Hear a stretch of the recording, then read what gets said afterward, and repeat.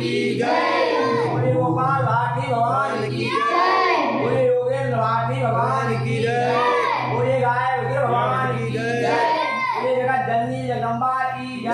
बोले गायत्री माता की जय। बोले वेद माता की जय। बोले बजरंग बली महाराज की जय। बोले आनंद कंद भगवान की जय। हर हर हर महादेव।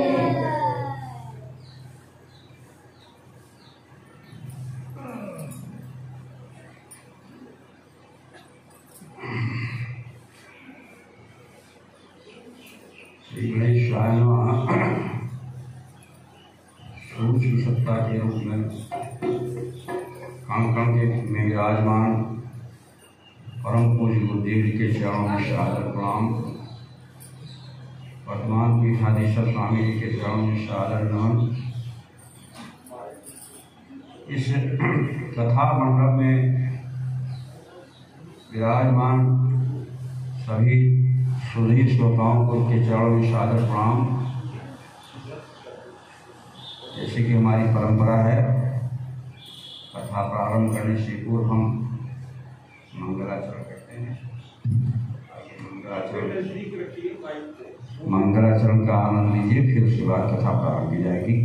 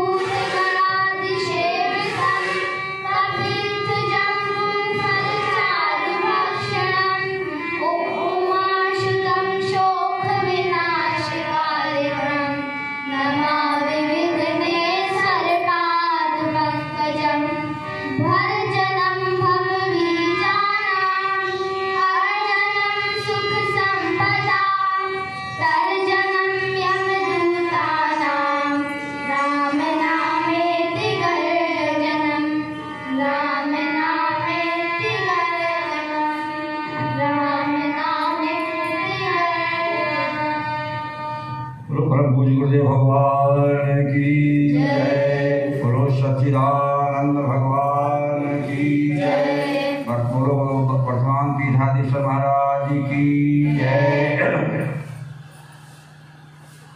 कल्याणं निधानं कलिमल मथनं पावनं पावनानां पाथेयं यन्मुमुक्षुः सपदि परिपद प्राप्तये प्रस्थितस्य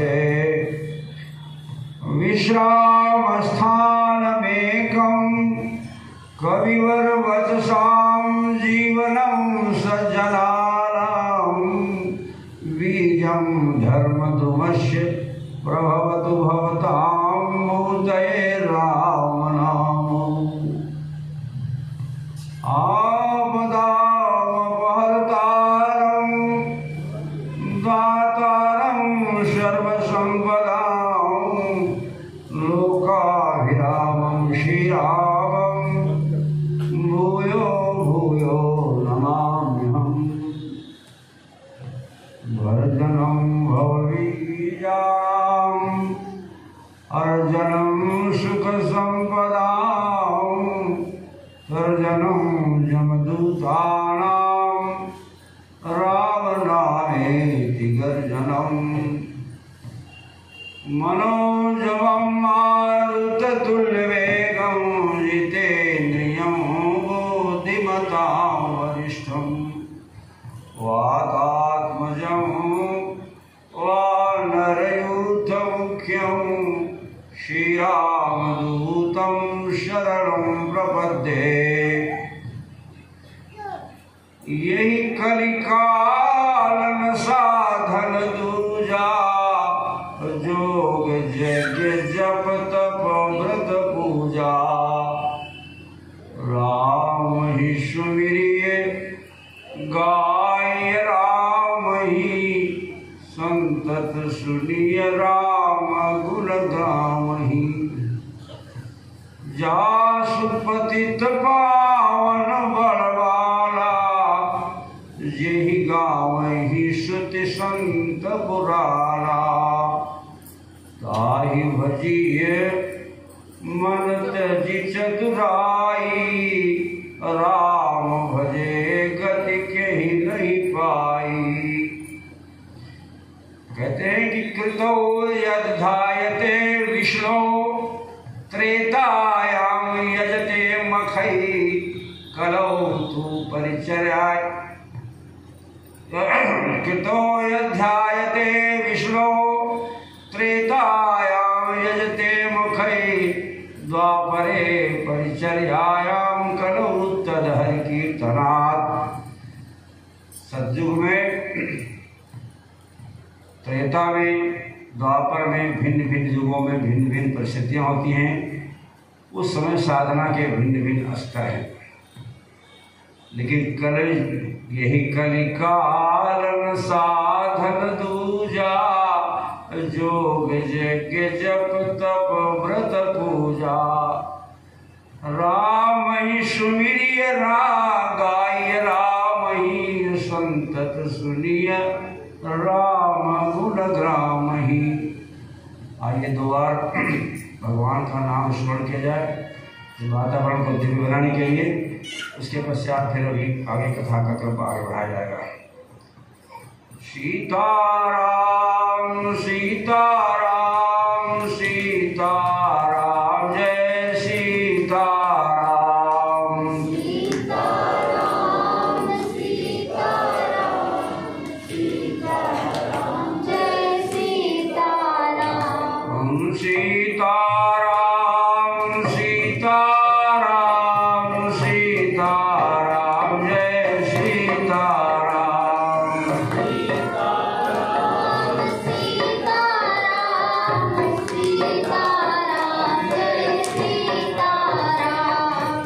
सादर सिमई नाई अब माथा वर्णव विशद राम गुण गाथा।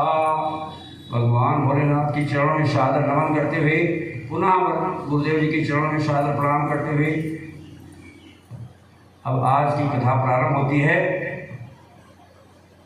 अब रघुपति पद पंकरु हिय धरि पाय प्रसाद, कहूँ जुगल मुनिवर कर मिलन सुभग संवाद। कल की कथा में मंगलाचरण के पश्चात राम नाम की महिमा का थोड़ा सा स्पर्श किया गया था। राम नाम की महिमा का वर्णन करने के पश्चात गोस्वामी तुलसीदास जी ने रामचरितमानस के सरोवर की वंदना की, कथा के भिन्न भिन्न तत्वों का निरूपण किया और फिर उन्होंने कहा कि जिन यही बार न मानस धोए, ते कायर कलिकाल भिगोए। जिन्होंने इस रामचरितमानस में एक बार स्नान नहीं किया और बाहर नहीं किया तो कलिकाल में कायर हैं। फिर अपने भवानी और शंकर को सुमित करके पुनः पार्वती और शंकर जी का स्मरण किया और फिर आगे की कथा उन्होंने प्रारंभ की। रामचरितमानस की कथा यहीं से प्रारंभ है। पहले हम आपकी और अपनी सबकी स्थिति को स्पष्ट करें कि हम आप सभी लोग बहुत बड़े भाग्यशाली हैं, क्योंकि धन्य घरी सोई जब सतसंगा, और धन्य जन्म दिज भगति अभंगा। वह समय वह अवसर धन्य है जब सत्संग का लाभ मिलता है। और हम हैं क्या? जो हम हैं वास्तव में हम उसको नहीं जानते, हम दूसरी अपना परिचय ही नहीं जानते। तो आज इस अखंड ब्रह्मांड जो अनेकों सैकड़ों करोड़ों ब्रह्मांड हैं, उनके रचयिता परमपिता परमेश्वर हैं। उन्हीं ने इस एक ब्रह्मांड की रचना की और उस ब्रह्मांड में हमारा ये सौर मंडल है और उस सौर मंडल में हमारी एक पृथ्वी है और उस पृथ्वी में हमारा एक देश है। राजनीतिक सीमाओं भौगोलिक सीमाओं में बधा हुआ एक राष्ट्र है, अनेक द्वीपों और महाद्वीपों के बीच और राष्ट्रों के बीच में। और उसी द्वीप में उसी राष्ट्र में यह उत्तर प्रदेश है और उत्तर प्रदेश के जनपद बहराइच में यह कोटेना का स्वामी ब्रह्मानंद जी का आश्रम है। ये ब्रह्मानंद जी का आश्रम परम पूज्य गुरुदेव जी के तपस्या से इसका इसके रज में सकारात्मक ऊर्जा प्रवाहित हो रही है और जो वाणी हमारे द्वारा निकल रही है उसकी प्रेरणा वो उन्हीं की वाणी है और वही श्रोता है और वही वक्ता भी है। और ये सकारात्मक ऊर्जा यद्यप कथाएं सर्वत्र मिलती हैं, अस्ति यद्यपि सर्वत्र नीरज मंडितम गिरमते नमरारसे मानसम मानसम बिना। सकारात्मक ऊर्जा जहाँ प्रवाहित होती है वहाँ कथा का प्रभाव और अत्यधिक पड़ता है। प्रयाग में भरद्वाज ऋषि का आश्रम था, वहाँ याज्ञवल्क्य ऋषि और भरद्वाज जी का सत्संग हुआ था, जिसकी ऊर्जा आज भी वहाँ प्रवाहित हो रही है। और इसी कारण वहाँ उस ऊर्जा के कारण आज वहाँ संगम के तट पर प्रवाह भी रहती है। अनेक स्थानों में जहाँ सदैव सत्संग होता रहता है वहाँ सत्संग की ऊर्जा प्रवाहित होती रहती है। इसलिए वहाँ सत्संग करने में, कथा सुनने में उसका प्रभाव कुछ विशेष ही होता है। और यह हमारा पावन आश्रम परम पूज्य गुरुदेव जी की तपस्या से इसका रज प्रभावित है और इसकी कण कण में एक सकारात्मक ऊर्जा प्रवाहित हो रही है। ऐसे परम पवित्र स्थान पर श्रीमान रामचरितमानस की कथा सुनने का जो अवसर हमें प्राप्त हुआ है, इस परम पिता की परमात्मा को हम लोग धन्यवाद दें। और उन्हीं की रचना, ये जो सब लोग हम लोग बैठे हैं, हम लोग संसार में तो हैं लेकिन हमारा सीधा संबंध उसी रचनाकार से है। और जहाँ तक कथा का संबंध है, व्यक्ति के रूप में, शरीर के रूप में आप संसार के हैं, लेकिन चेतन के रूप में आप सभी लोग परमपिता परमात्मा के अंश हैं।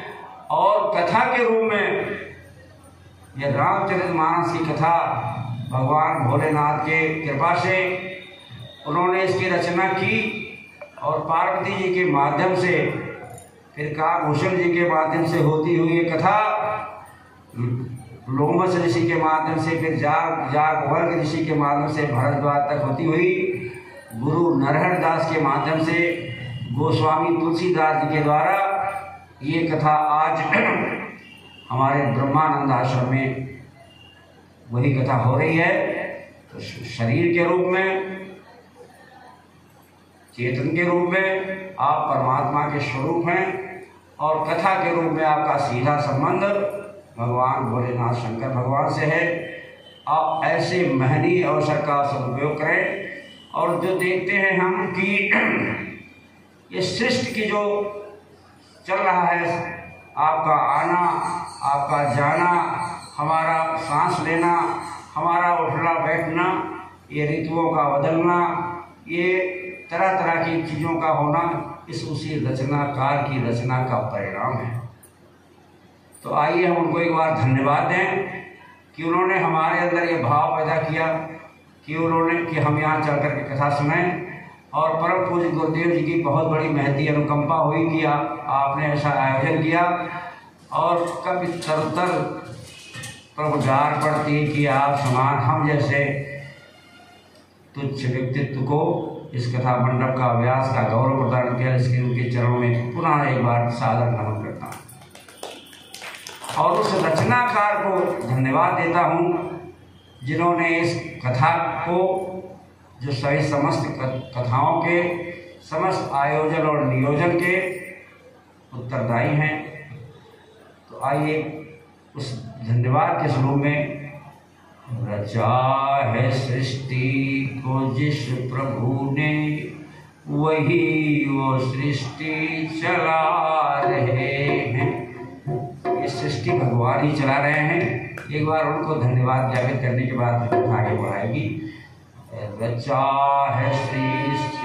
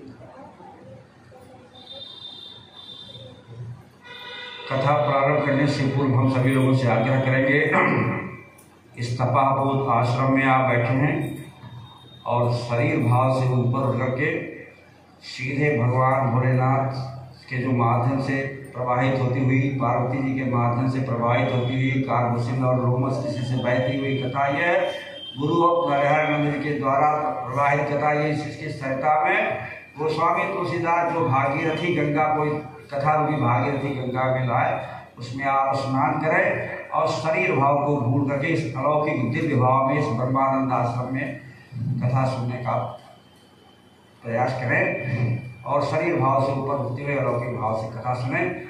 और भरद्वाज ऋषि के आश्रम में चलिए कि भरद्वाज ऋषि भरद्वाज मुनि बसई प्रयागा, जिनहि राम पद अति अनुरागा। प्रयाग में भरद्वाज जी का आश्रम है और राम जी के चरणों में बहुत बड़ा अनुराग है उनका। एक सिद्धांत तुलसीदास जी ने प्रतिपादित कर दिया कि मिलहि न रघुपति विनय अनुरागा, किए कठिन जप जोग विरागा। चाहे जो कुछ कर कीजिए, भगवान की प्राप्ति केवल अनुराग से ही होती है।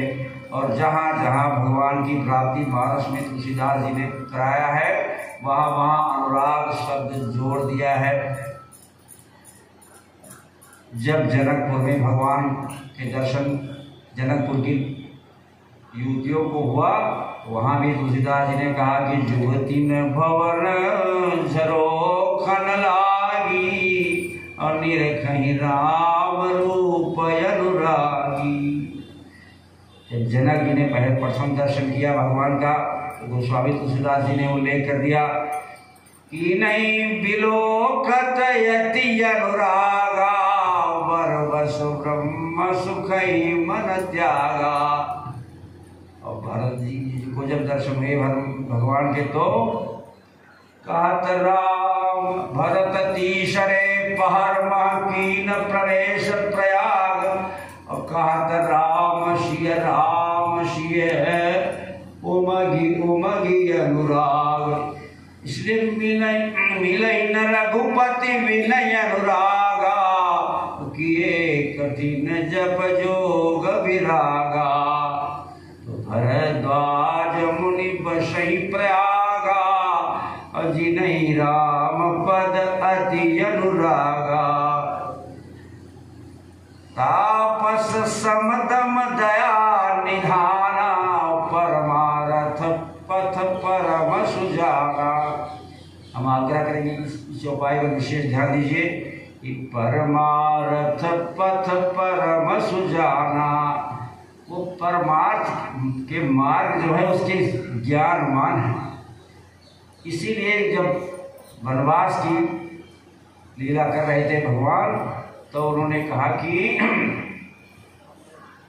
बोले राम बियसि मुनि पाही, और नाथ गाओ हम के ही मग जाही। भरद्वाज जी से उन्होंने कहा कि आप हमें यह निर्देश कीजिए कि हम किस रास्ते से जाएं।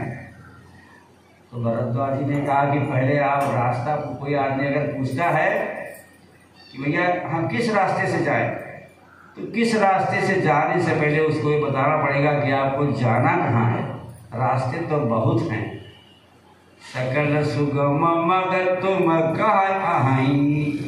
भरद्वाज जी ने कह दिया कि आपके तो सारे मार्ग सुगम है, लेकिन आपको जाना कहाँ है ये तो बताइए। पहले ये तो आप बताते नहीं, आप कहते हैं कि हम किस रास्ते से चले जाएं, तो जाना कहाँ है। अब जाना कहाँ है, तुलसीदास जी ने एक बहुत स्ट्राइकिंग चौपाई लिखी है, बहुत एक प्रभावी चौपाई लिखी है। और आज भी इस बात की गारंटी दिया है कि आज भी जो लोग भगवान के काल में उत्पन्न नहीं हुए, भगवान के त्रेता में भगवान का जब चल रहा था चरित्र, उस समय में जिनकी उत्पत्ति नहीं हुई, अथवा वनगमन के काल में जो उस मार्ग में जिनका निवास नहीं था, तो चिंता करने की कोई बात नहीं है कि हम उस समय में पैदा नहीं हुए तो हम भगवान के दर्शन नहीं पाएंगे। और भगवान के घर का रास्ता नहीं पाएंगे। तुलसीदास जी ने अपने मानस में आश्वस्त कर दिया है। ये चौपाई हमको बहुत अच्छी लगती है, इसलिए हम इसको सुना करके फिर आगे बढ़ना चाहते थे।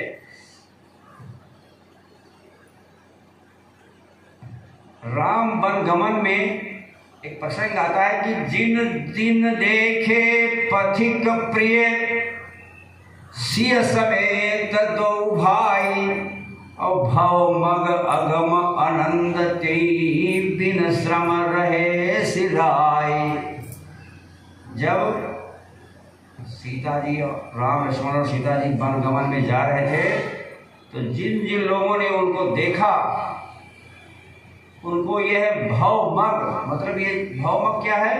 ये जन्म मृत्यु का जो चक्कर है, संसार में भटकने वाला भयानक मार्ग है। ये संसार में भटकने का, जैसे हमने कल कहा था, भवाटवी, एक पुण्यारण्य पुण्य का जंगल और एक संसार का जंगल। तो ये संसार का जंगल भटकने वाला है, जन्म मृत्यु का फेरा है। तो जिन लोगों ने भगवान के दर्शन किए, सीता लक्ष्मण और राम को वन पथ में जाते हुए दर्शन करने का जिनको सौभाग्य मिला, उनके लिए ये जन्म मृत्यु का जो कठिन दुर्गम मार्ग है, ये बिना परिश्रम के समाप्त हो गया। लेकिन तुलसीदास जी कहते हैं कि भैया उस समय में अगर आपका जन्म नहीं हुआ या उस वन पथ में आपका निवास स्थान नहीं था तो निराश नहीं होना है आपको। आज भी, अब ये दो चौपाइयाँ, इन पर ध्यान दीजिएगा, मैं विशेष आग्रह करेंगे आप लोगों से, और विश्वास करिए कि अजहु जासु उर सपन्यों काऊ, और बसहु लखन सिय राम बटाऊ। आज भी तुलसीदास जी का ये आश्वासन है, ये जीवन दर्शन है, ये भगवान भोलेनाथ की रचना है। इसमें कहीं भी जरा भी संशयात्मक चीजें नहीं है कि आज भी स्वप्न में भी, जागृत में की बात नहीं करते तुलसीदास जी, स्वप्न में भी अगर राम लक्ष्मण और सीता उस वन पथ के पटोही में आपके आ गए, वो बटोही के रूप में जाते हुए आपके स्वप्न में भी आ गए। अजहु जासुपुर सपन्यौ काऊ, अब बसहु लखन सिय राम बटाऊ। तो क्या परिणाम होगा अगर स्वप्न आपने देख लिया कि राम लक्ष्मण सीता वन को जा रहे हैं और हम दर्शन कर रहे हैं, हम उनके आगे हैं, पीछे, निषाद के रूप में या किस रूप में हैं, या उनके पर्णकुटी छा रहे हैं, या कहीं से दर्शन हो गया, स्वप्न में भी एक बार आ गया, तो आपको भाव मग की बात नहीं मिलेगी, आपको संसार के रास्ते की बात नहीं आएगी। तब क्या होगा कि राम धाम पथ पाय सोई, और जो पथ पाव कबहु मुनि कोई। सीधा ये आश्वासन देते हैं कि आपको राम के घर का मार्ग मिल जाएगा। और कौन सा मार्ग? वह मार्ग जो कभी बड़े बड़े मुनि को प्राप्त होता है, वह मार्ग अगर स्वप्न में भी आपने देख लिया कि भगवान राम और सीता जंगल को जा रहे हैं, और निद्रा अवस्था में, स्वप्न अवस्था में अगर कहीं आपने देख लिया, तो आपको वही मार्ग मिल जाएगा। जिस मार्ग, कौन सा मार्ग? भगवान के घर का मार्ग मिल जाएगा। ये तुलसीदास जी का आश्वासन है। इसी पर विश्वास करते हुए आगे हम चलते हैं कि स्वप्न में कैसे आएंगे भगवान, या स्वप्न में चित्र कैसे आएगा। जिन चीज़ों का चिंतन हम अपने जागृत अवस्था में करते हैं, उन्हीं चिंतनों को हम स्वप्न में भी देखते हैं। इसलिए ये कथा कि राम कथा ताकर दृढ़ नावा, ये राम कथा जो संसार सागर से जो पार उतरना चाहते हैं उनके लिए ये राम की कथा सुंदर नाव है। भरद्वाज ऋषि आश्रम में रहते थे, और माघ के मेले में, जब हमारे यहाँ माघ मेला लगता है, तो उन्होंने, जब सब ऋषि मुनि आश्रम से चले गए, तो उन्होंने जागबल को प्रणाम किया और उनसे निवेदन किया कि आप हमारे यहाँ थोड़े दिन तक रुकिए। सादर चरण सरोज पखारे, अवति पुनीत आसन बैठारे, करि पूजा मुनि सुज जस बखानी बोले अति पुनीत मृदुबानी। कहीं जाइए, कहीं आपको जाना है, आध्यात्म तत्व का ज्ञान प्राप्त करना है, उसका एक सिस्टम है, इसका क्रम है। तद्विधिं प्रणिपातेना परिप्रश्नेन सेवया उपदेशन्ति ते ज्ञानं ज्ञानिना तत्त्वदर्शिना। जो तत्वदर्शी महात्मा हैं उनके पास जाइए, प्रणाम कीजिए। प्रणाम करना शरणागत होना है, अपने को समर्पित करना, अपने अहंकार को शून्य करना है।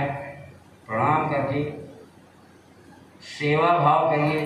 सेवा से अपना अहंकार का गलन हो जाता है और सेवा करने के बाद में फिर उनसे अपनी मधुर मधुर समस्याओं को रखिए, तो महात्मा या ज्ञानी लोग, तत्वदर्शी लोग आपकी समस्याओं का समाधान कर देंगे।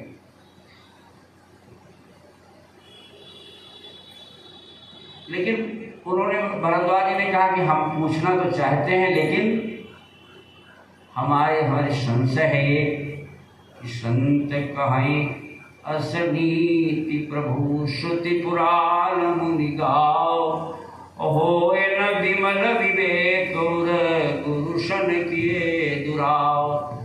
अगर हम संशय में पड़े रहेंगे तो हम प्रश्न कैसे करेंगे? इसलिए गुरु से कोई दुराव नहीं है, बिल्कुल पारदर्शी दौर से मैं कहता हूँ कि राम नाम का बड़ा प्रभाव है। इसको वेदों में, उपनिषदों में यत्र तत्र सर्वत्र गाया जाता है।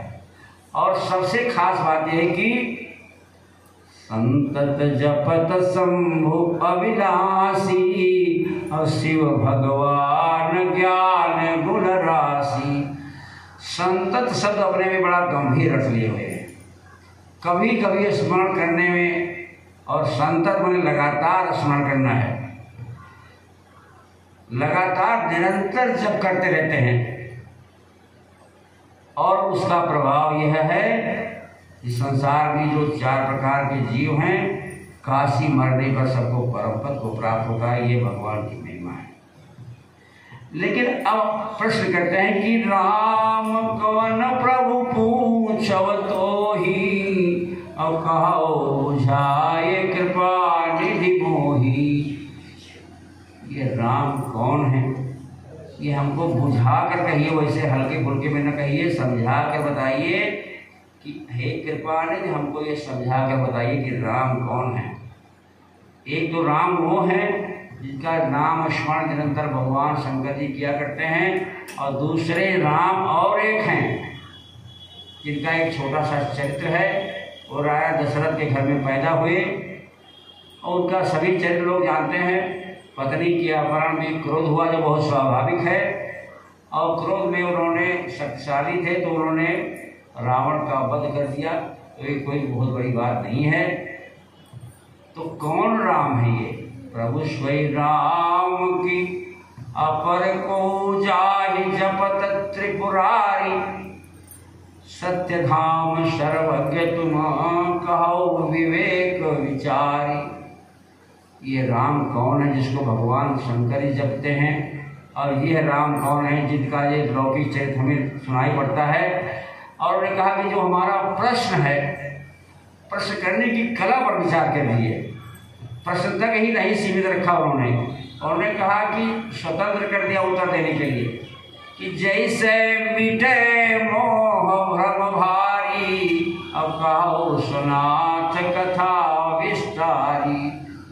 हमारा स्तर देखिए, श्रोताओं को स्तर देखने के पश्चात ही तत्वदर्शी महात्माओं को उपदेश देते हैं। स्तर सबका अलग अलग भिन्न भिन्न है।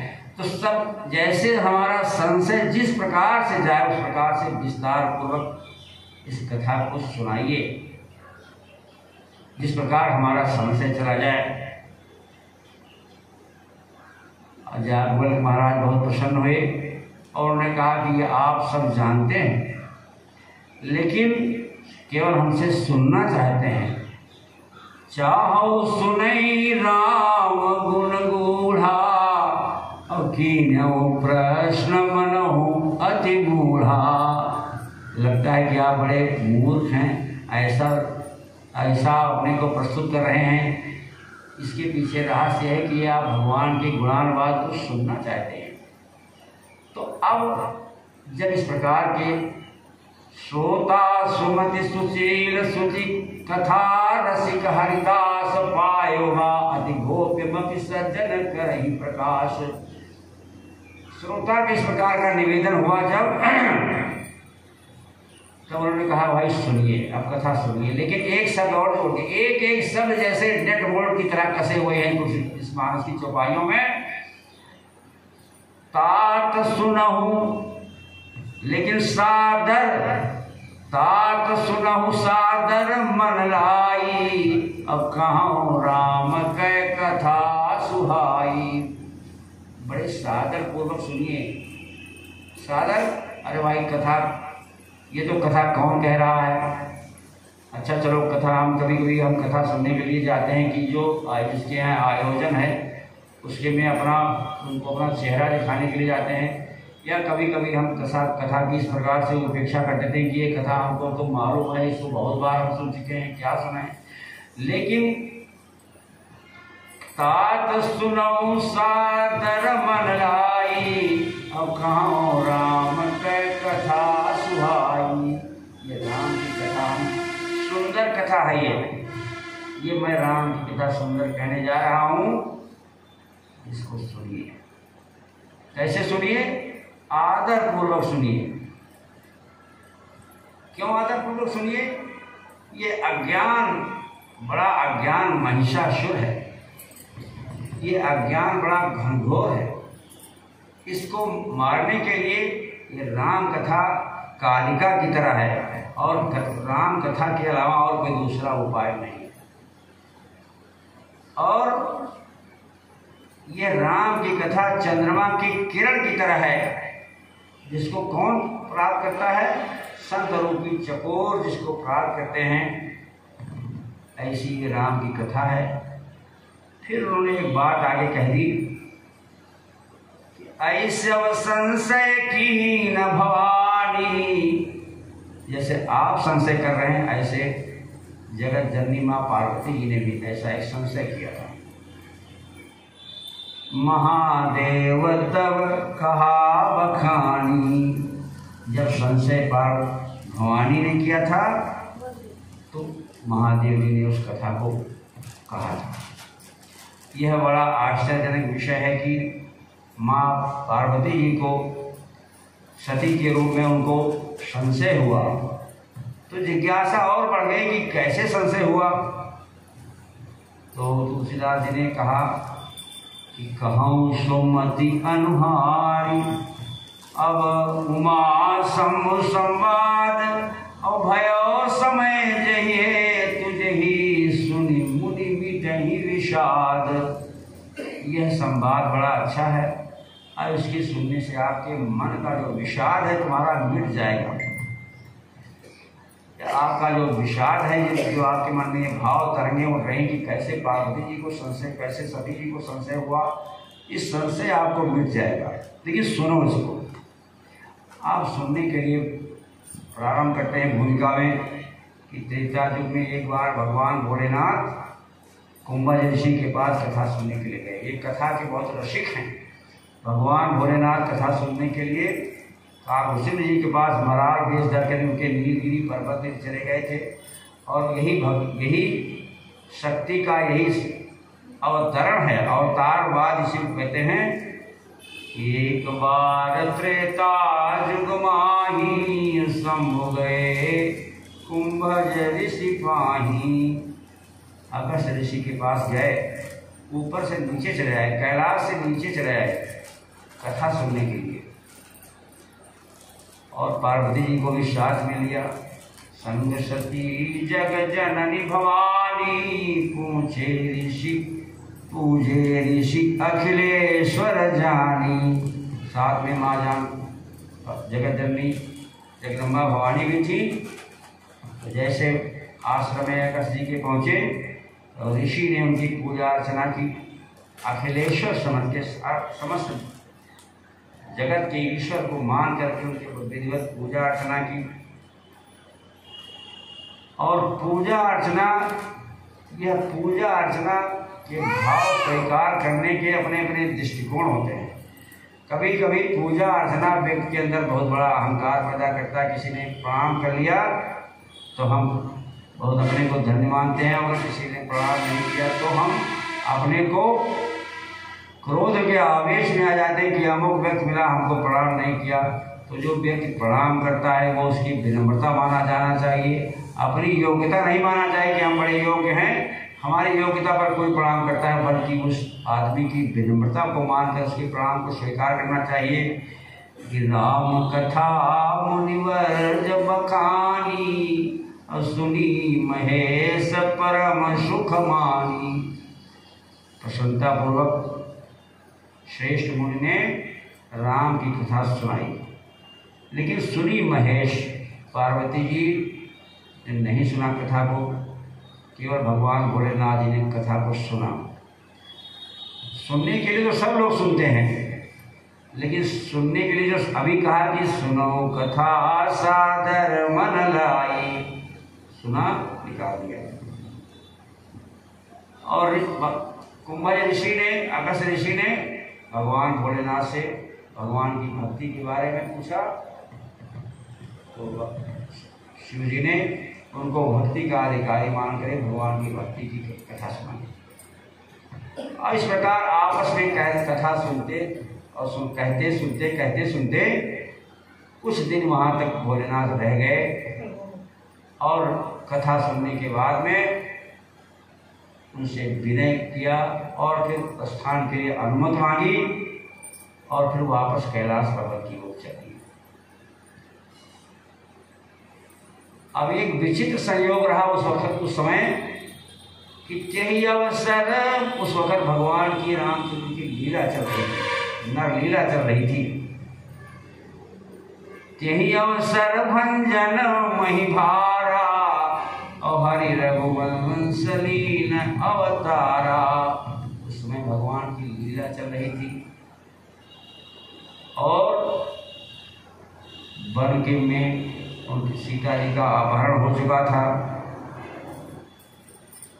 वन में सीता जी के अपहरण के पश्चात वो यत्र सर्वत्र घूम रहे थे, उनको पूछते पाछते। शंकर जी सोचते हैं कि अब हमारा इस समय हम जा रहे हैं तो कहीं दर्शन हो जाता तो अच्छा रहता, लेकिन हम अगर सीधे सामने साक्षात्कार करेंगे तो जो उनकी लीला चल रही है, अभिनय चल रहा है, वह अभिनय खुल जाएगा।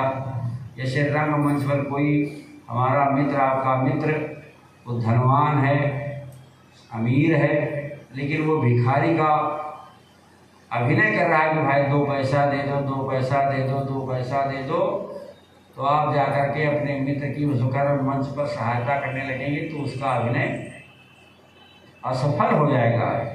इसलिए मित्र के नाते आपकी जरूरत है यह कि उस अभिनय में आप गुप्त रूप से देखते रहिए और आनंद लेते रहिए।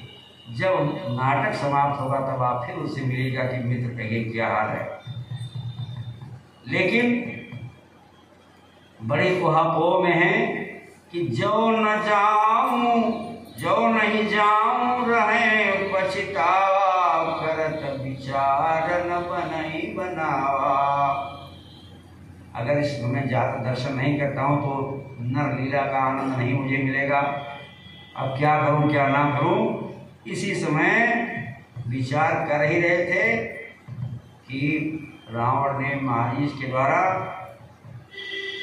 एक रचना षड्यंत्र रचा और कपट के मृगधार को बना करके सीता जी का अपहरण कर लिया, क्योंकि उनको रावण को भगवान के प्रभाव का ज्ञान नहीं था।